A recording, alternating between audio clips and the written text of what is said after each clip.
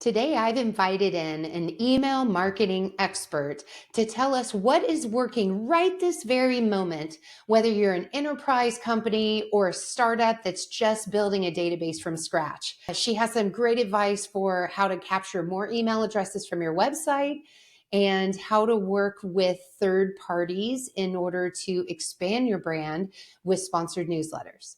Let's do this. Welcome to Content Marketing Engineered, your source for building trust and generating demand with technical content. Here is your host, Wendy Covey. Hi, and welcome to Content Marketing Engineered. On each episode, I'll break down an industry trend, challenge, or best practice in reaching technical audiences. You'll meet colleagues, friends, and clients of mine who will stop by to share their stories. And I hope that you leave each episode feeling inspired and ready to take action. Before we jump in, I'd like to give a brief shout out to my agency, True Marketing. True is a full-service agency located in beautiful Austin, Texas, serving highly technical companies. For more information, visit truemarketing.com. And now, on with our podcast. Hey everyone, and welcome to another episode of Content Marketing Engineered. I'm joined today by Shelly Alvarez. She is the Vice President of Marketing Services at Ragnarok. Welcome to the show, Shelly. Thank you. Thank you for having me. And it's been a while since I've seen you. We go back, of course, to those early days at National Instruments. And here you are still in Austin, is that right? I am still in Austin. And yes, it has been, I might even say a couple of decades since we've seen each other in person. Wow. It might be. Great, Shelly. You just dated us both. All good. But we were both very young, very, very young. Yes. So obviously I know a little bit about you and your history, but then you made a few moves since then. So maybe before we dive into our subject today, which is all things email marketing and what's working right now, let's first just start with your career journey and what led you to doing what you're doing today. Oh, sure. Right out of college, one of my first, I guess I'm going to say my first careers was at a agency called Hart Hanks. It was actually a small marketing agency called Select Marketing, and we were purchased by Hart Hanks. But that's where I first got my agency experience and managing and dealing with customers and clients. After that, I was there about 13 years. We had just started email marketing. And yes, once again, I'm dating myself. Okay. Just launching with email marketing. Went over to National Instruments, where I was there for a couple of years with you, and took just my deeper dive into email marketing and database marketing at National Instruments. Was there for about 5 years, and then went to the ESP side of the business, email services provider. I was at a small company called PostUp, who's since been purchased by Upland Software. So had an opportunity to be on that side of the business as well. And now I'm back at Ragnarok on the agency side of the business. So I've seen it all. I've seen the agency side, I've seen the brand side, I've seen the ESP side, and now back to the agency side again. That's crazy. Full circle. And for those who don't know what you mean by ESP, what does that stand for? Email services provider. It is your software that allows you to send out your email communications, and these days also your SMS communications or your in-app messages, as well as push nowadays. Yeah. Okay.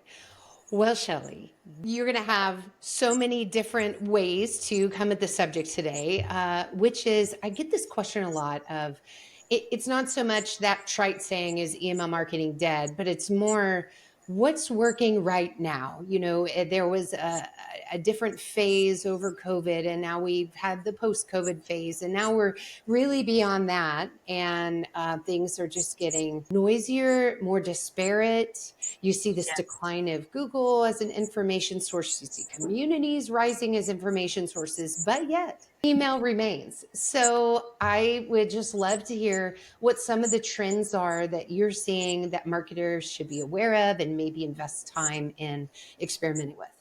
Yeah. I've been doing email marketing now in a variety of ways, as I mentioned, for a couple of decades.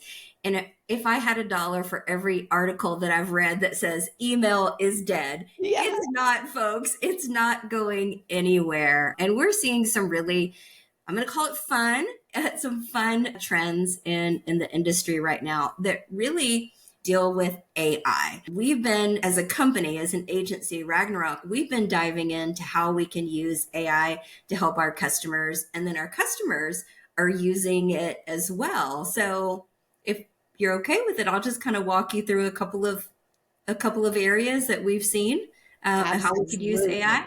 Okay. And I'm not shocked to hear you're leading with AI. I think that's great. So we're seeing it on the creative side of the house, and we're also seeing it on the technology side of the house. So on the creative side of the house, emails they start with strategy, but after that, they go into copy. So we're seeing some really great results of using AI to help generate and to help start our copywriting.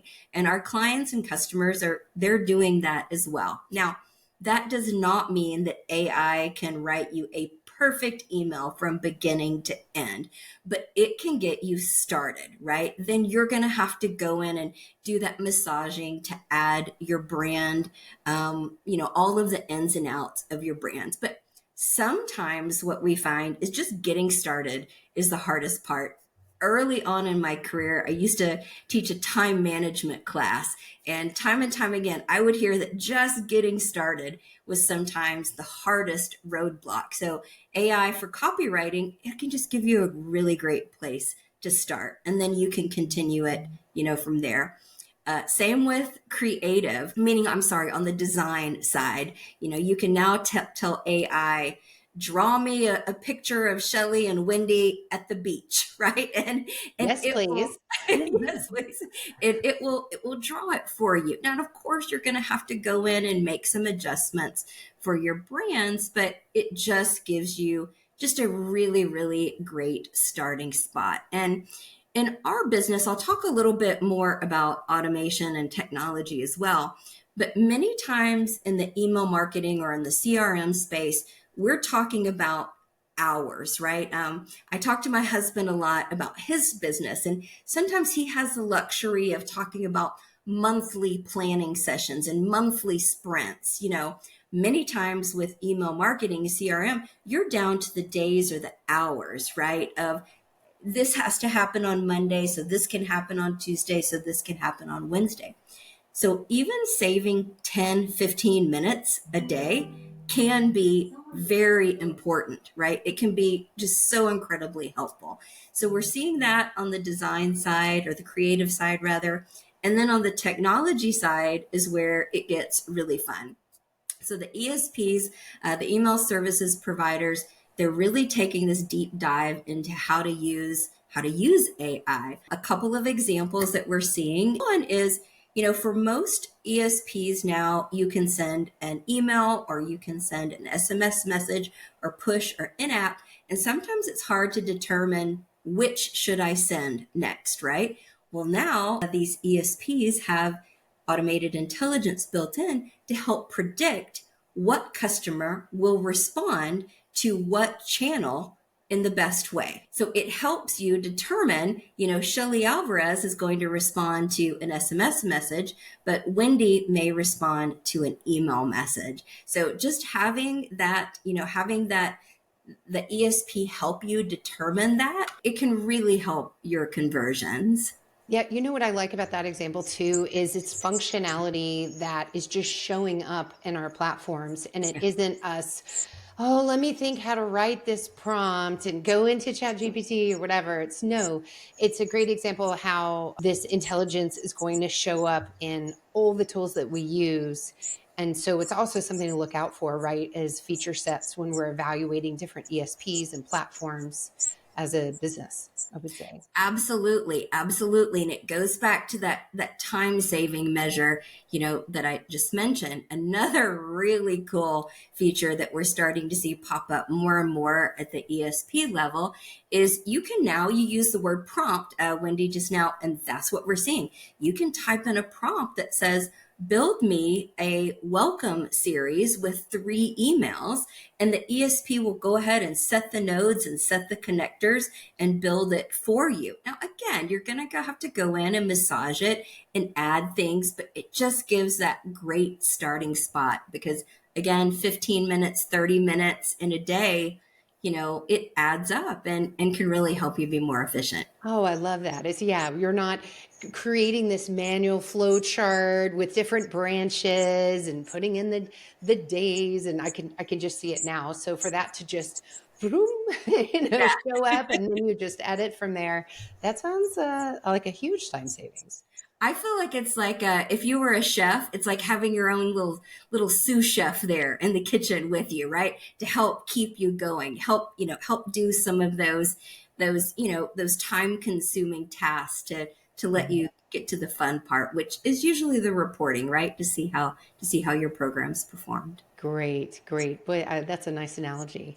Okay. What about keeping your database clean? That's so like, oh, some marketers just don't even want to think about it, like jab me in the eye, because they're more on the creative side. But without a good foundation, right, in the database, Yeah. the best emails won't perform well. So what are you seeing? What's working on that side? Is that also AI enabled? Please, please, please. Yeah, no, absolutely. Maybe not AI enabled, but definitely automated. So I get this question a lot when customers say, how often should I clean my data or clean my database? And the answer is really every day, right? And that doesn't mean going in manually. That means setting some processes up, in your ESP or in your CDP that allow you to eliminate the manual and allow you to do it in an automated fashion. So, okay, how do you do that?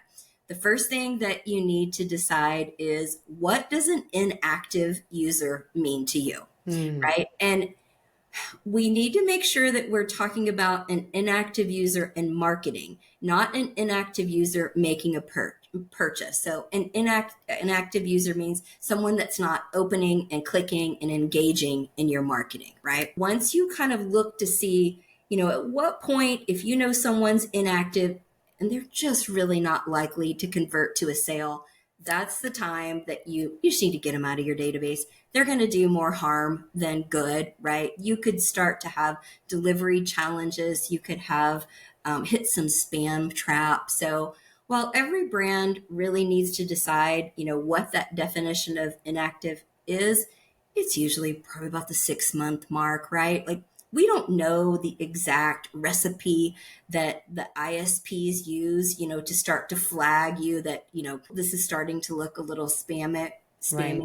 But come on, we know at about the 6-month mark, if somebody hasn't purchased, the likelihood, of them interacting with your emails it's pretty slim, right? So that's the time that you want to remove them from your email communications. Now, we say remove, but it doesn't actually physically mean going and deleting them, right? It's some type of a flag in your database that that at the 6-month mark, if somebody hasn't opened or clicked an email, let's go ahead and flag them to inactive. And I think that's one of the hardest things for brands to do, meaning hard on their heart, hard on the soul, right? I don't want to remove this person, but the good news is you're not removing them. In a B2B environment, your sales team can still reach out to them. And also, if you mark them as inactive, you haven't removed them from your universe, you can still market to them. Just do it less, right? Mm-hmm. Maybe put them on a quarterly plan or a yearly plan and just work with your ESP, so that you don't hit those spam traps and you don't have any delivery challenges. Work with them to set a plan that you kind of slow roll those inactive people if you do want to mail to them. Interesting. So 6 months is kind of your good rule of thumb there. What about for companies who have a really long sales cycle? So I'm thinking like where you have a design win and maybe later a production win, and this whole thing may look like 12 to 18 months. Would your advice change there, or is it the same because they're still not interacting at all in that 6 month period? Sure. I think that's where it gets really tricky, right? It does. It's a science and an art, because if someone hasn't opened or clicked your email in 6 months, you are starting to get in danger of that person hurting your delivery. Now, one person isn't going to do it, but a collection of Yes. people. Yeah. So that's where you can put some type of an automation in place too, that reaches out to people. That's kind of a, last call people, Yeah. please let us know that you're interested. So they could just simply, click and and let you know that yes, they'd like to continue on. But yeah, it is hard and it is tricky, and people don't want to stop marketing, especially in that longer sales cycle. So Yeah. just do everything that you can to encourage them to at least engage or click one time. Yeah. And I like that, treating them with respect of, do you still want to hear from us? Like if it's, there's some that are worded so cheesy. It is like, go away. And then others are worded in an incredible way of, thank you. Thank you for asking me, Yeah. and for giving me this opportunity to lessen the communication or whatever those past ones. I will tell, if you don't mind, I'll tell one story, Okay. one quick story. It is, I know that, our conversation here is focusing a lot on the B2B environment. This was a publisher that I used to work with back in the day, and they sent an email out that was called the Daily Puppy. And it was literally a picture of a puppy. And it was the most opened and clicked email that I have Wow. ever seen in my life. But they did it for a reason, right? It was helping their collective, delivery and deliverability, because everybody was going to open and click a puppy Daily. daily. Oh my Come God. on. I mean, Won't as you much click, as I love look at a cute puppy puppies, daily? I don't know. I don't know about daily. Interesting strategy though. Yeah. You know, I think literally it was called the Daily Puppy. Now that I'm that's so thinking about it, funny. I think it was called the Daily Puppy. Very So, creative. Very well, creative. I know that that's, not going to be something that we can do in a B2B environment. Maybe it'll spark an idea for someone, Yeah. right? Spark that idea of sending some type of information that will get your customer engaged. Don't always send emails that say, would you like to buy right now? Right? Right. Send information, No. to keep them engaged, something that they'll, click and open. Good. Okay, so now let's talk about the other end of the spectrum. I'm a Okay. startup. I don't have a database. I'm just getting started. So what should I do, Shelly? Should I just go buy a list somewhere and throw it in a database? Of course, I'm saying this very sarcastically, but what? No, but we get that question too. Yeah. How would you answer that? Yeah. Oh, for the love of all things good, please don't go buy any data. Please don't do that. I would say that you've got to go on a fact finding mission unless you just opened your door on day one, right? If you're a brand that's been around for even a couple of months, you have some customers, right? So you've got a customer database. You've got somewhere where those customers are being stored with their name and the email address. Then if you have a sales team, you have a sales team that is marketing to people, whether they're calling or sending individual emails, they have some sort of a prospect database. So you combine those customers, you combine those prospects, and you have yourself some sort of a database, right? And of course, you need to decide, what technology are you going to use to store that data? But maybe that's a different A podcast. whole nother episode. Yeah. So, you've got your customers, you have your prospects, you put them into a database. Then one key thing that we see customers miss when they're trying to grow their data is their own website. And what I mean by that is people are coming to your website on a daily basis. And it breaks my little email heart sometimes when I go to websites and I don't see anywhere that I could sign up for information. Or that sign up for information is the tiniest little box at the bottom of the page, right? There is so much technology that we could use right now, whether it be pop-ups that come onto your website that ask, hey, would you like to receive information? And I know that pop-ups have kind of gotten a bad rap over the years because they can be intrusive, but listen up, folks. There are so many cool things that you can do with them now that are less intrusive, sticky footers, sticky things along the sides. You can even have extremely targeted pop-ups to different URLs to look very specifically to what products, what services people are looking at, and serve them a pop-up very specific to that product or services. So if you haven't kind of, dived into that world of what you can do with pop-ups, I would encourage everyone to, because your own website, is really just a plethora of prospect activity that you may be missing out on. I'm glad you brought up both of those things, but on pop-ups, I remember when the functionality just came out, right? And Yeah. HubSpot and others, they all kind of had them at the same time, and you saw them everywhere, and it was like a really cool thing. And then they just sort of went went away on the whole. You don't see them as much, and so you're firsthand seeing that they're still effective, they're still converting.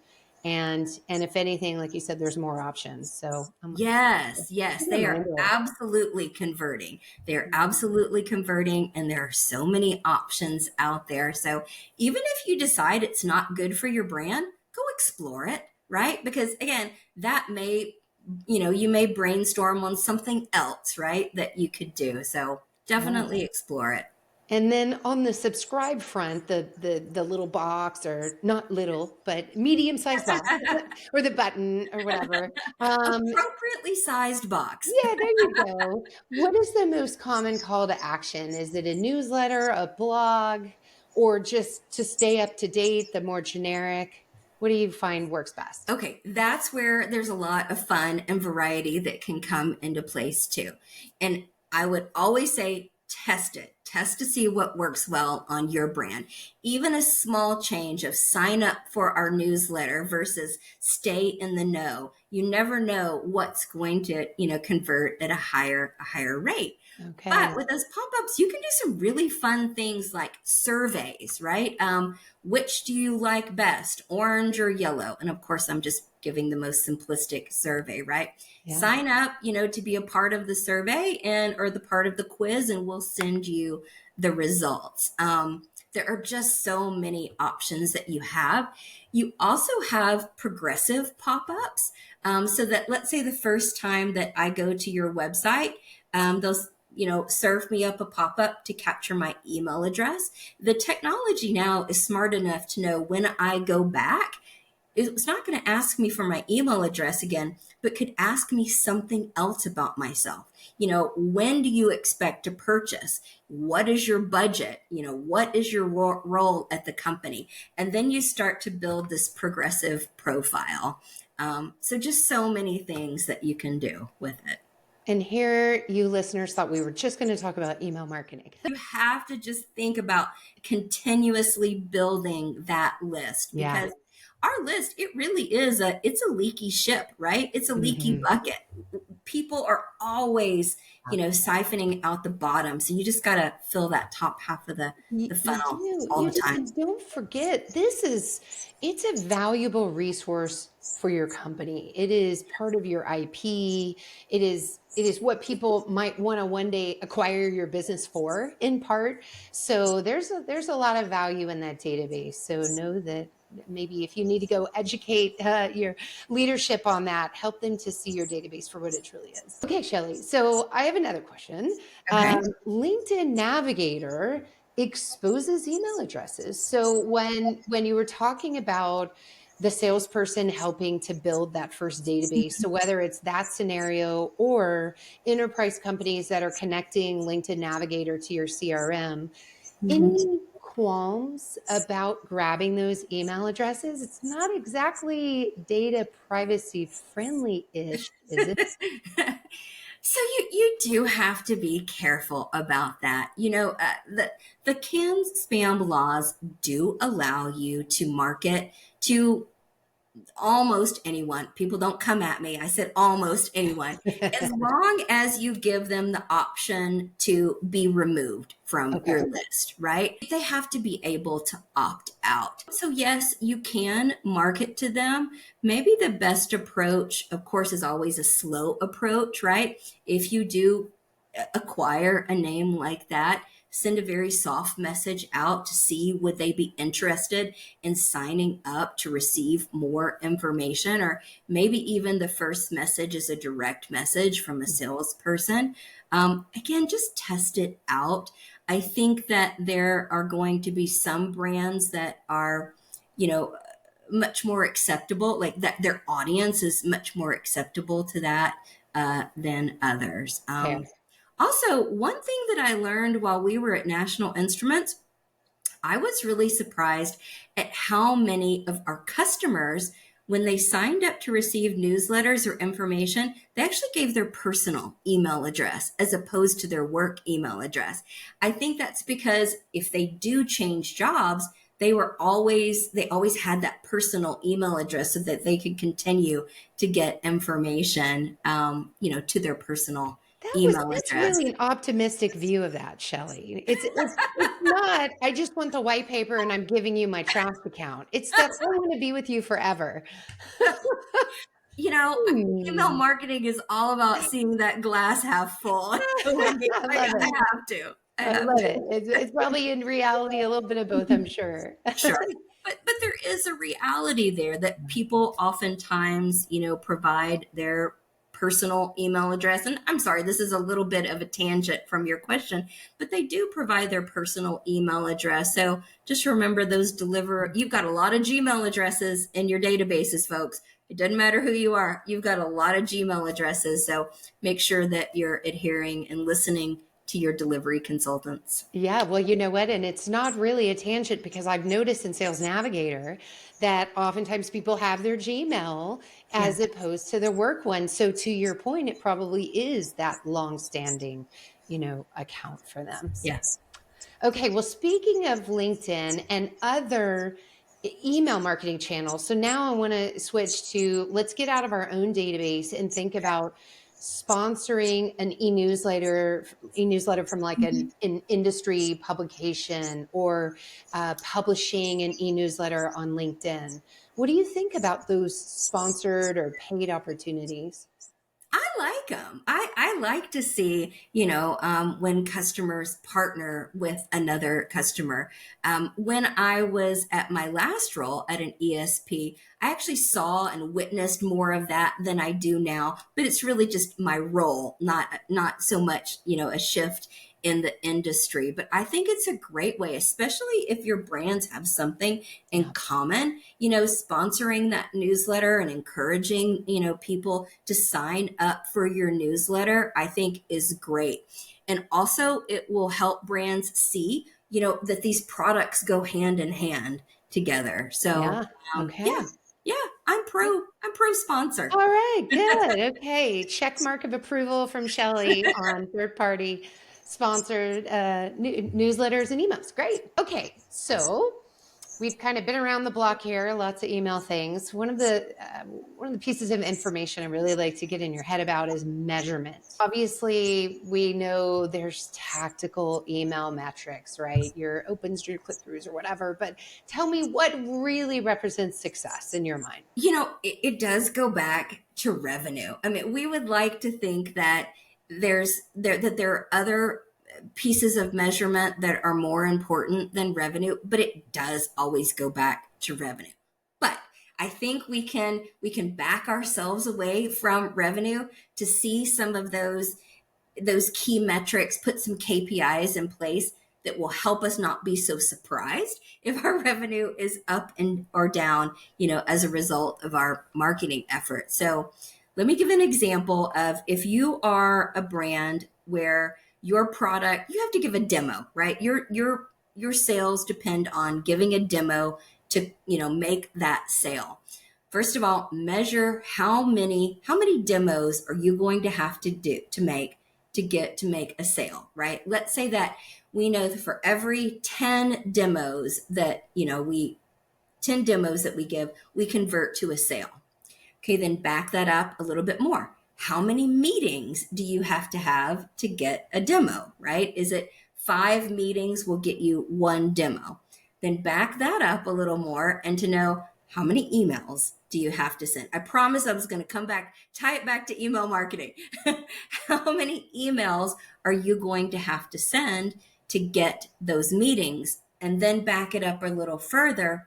How many clicks did you have to get to send that amount of emails, to schedule those meetings, to schedule those demos, to convert to those sales? So by backing it all the way up, you can then start to see how many emails do you need to send on a monthly, quarterly basis, whatever it might be, in order to get to your revenue goals. Okay. Now, obviously, in a campaign, you're going to have other activities that also influence this at the same time, right? They're seeing that ad on LinkedIn or whatever. So how do you account for that? I know it's really hard to gather all these touch points. Do you look at it just in isolation because you're looking at email trends and that holds true from campaign to campaign? Is that what I'm hearing you say? Or do you try to chart that whole campaign and compare it that way? If I understood your question correctly, I think you're asking, how do you attribute a sale, to what marketing piece or what advertising piece? And it's usually not one, right? Yeah. It's a collection. It is a collection. We don't see one ad or receive one email, and make a determination from there. But I do see a lot of customers, because they are requested by their managers to, hey, give me some data. What's working? What's not working? So they might look at the last 2 marketing pieces that customer received before they made a sale. So maybe look at the last 2 or 3 and start to see if you see a trend of, what's helping to convert to that sale. Yeah. Well, I kind of like the and approach if of course time was no object, but having this puristic, let's just take the email touch points that led to this conversion event and see if from one email campaign to the next, there's some commonalities, right, that we can pull out. And then as a overarching marketing campaign, you're looking at all the touch points and, seeing what contributed and looking at the trends there. And I would just say that everything that we've talked about today, regardless if people, agree or disagree, everything that we've talked about from how to build your database to how to measure your success, everything that we've talked about, just test it, right? Just test it to see if it works or see if it doesn't work, right? Don't necessarily take Shelly's advice or Wendy's advice. I hope that's okay to say that, but just test it and see what works for your brand. I have been known, and my whole team, we've been known to be wrong on so many occasions when we've developed this beautiful, beautiful creative, and I test it against, a text-only email, and that text-only email completely wins. That's ridiculous. I know we've seen that too, and it's what? Just test it. And we talked about, the sponsored content or the sponsored email. Don't go and put all of your budget into it. Just test a little bit and see if it works well for your brand, and just continuously test and test and test, and almost everything that you do. What a great reminder. Gosh. All right, Shelly. So where can people go to connect with you and learn more about Ragnarok? Yeah. Oh, thank you for asking. Our website is ragnarokmarketing.com, and my email address is Shelly@ragnaroknyc.com.